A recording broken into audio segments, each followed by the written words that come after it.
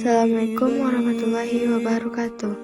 Tugas ilmu hadis tentang dakwah oleh Fadila Al-Sabitri, kelas 12, Agama 2, Mandua Tanah Datar. Pengertian dakwah. Dakwah secara harfiah artinya ajakan atau seruannya itu ajakan ke jalan Allah. Asal kata dakwah adalah da'a yad'u, dakwah yang artinya mengajak. Secara istilah, dakwah bermakna ajakan untuk memahami, mempercayai, dan mengamalkan ajaran Islam, juga mengajak kepada kebaikan dan mencegah kemungkaran. Hadis tentang perintah berdakwah. Dakwah merupakan kewajiban bagi setiap muslim. Berikut ini akan kita pelajari hadis tentang perintah berdakwah menurut kemampuan masing-masing. Yang artinya dari Abdullah ibnu Amru bahwa Nabi SAW bersabda, "Sampaikanlah dariku walaupun hanya satu ayat. Ceritakanlah apa yang telah aku beritahukan mengenai Bani Israel, karena demikian itu tidak berdosa. Barang siapa yang sengaja berdusta tentang aku, kelak tempatnya di neraka." Ayat-ayat Al-Quran berikut ini menunjukkan pengertian dakwah sebagai ajakan ke jalan Allah, ajakan kepada kebaikan serta mencegah kemungkaran. Serulah manusia kepada jalan Rabb-Mu dengan hikmah dan pelajaran yang baik, dan bantahlah mereka dengan cara yang lebih baik. Quran Surah An-Nahl ayat 125. Siapakah yang lebih baik perkataannya daripada orang menyeru menuju Allah, mengerjakan amal yang solih, dan berkata, "Sesungguhnya aku termasuk orang-orang yang berserah diri." Quran Surat Fussilat ayat 33. Metode dakwah.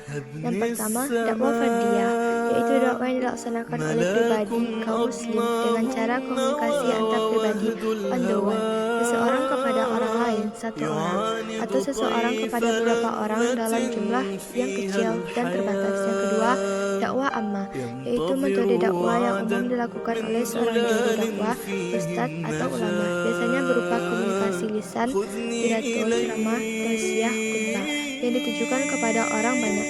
Yang ketiga, dakwah bil lisan, yaitu metode dakwah melalui perkataan atau komunikasi lisan, seperti ceramah, khutbah, atau dialog. Yang keempat, dakwah bil hal, yaitu metode dakwah melalui sikap, perbuatan, contoh, atau keteladanan.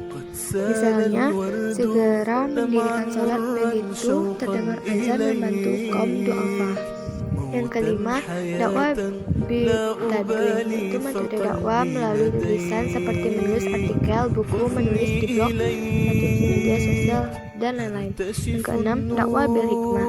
Dakwah bil hikmah artinya dakwah dengan bijak, persuasif, dan sesuai dengan kondisi atau keadaan objek dakwah. Dakwah bil hikmah merangkum semua metode dakwah sebelumnya. Dakwah bil hikmah bisa dipahami sebagai dakwah yang sesuai dengan tuntutan zaman, tuntutan kebutuhan, atau sesuai dengan situasi dan kondisi sehingga efektif. Akibat yang meninggalkan dakwah. Apabila ada orang soleh yang enggan berdakwah, bahkan meninggalkannya, maka ia telah mengundang datangnya laknat Allah, sebagaimana orang kafir dari Bani Israel yang dilaknat oleh Allah melalui lisan Daud alaihi salam dan lisan Isa bin Maryam alaihi salam. Quran Surah Al-Maidah ayat 78-79. Bahkan amalan yang buruk itu dapat menyebabkan kebinasaan dan kehancuran bagi mereka. Quran Surat Hud ayat 117.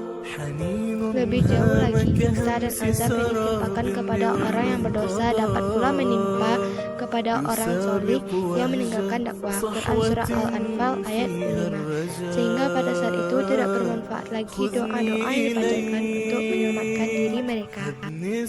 Manfaat dakwah bagi diri sendiri dan masyarakat sekitar. Yang pertama, untuk diri sendiri, mendekatkan diri kepada Allah, mendapat pahala.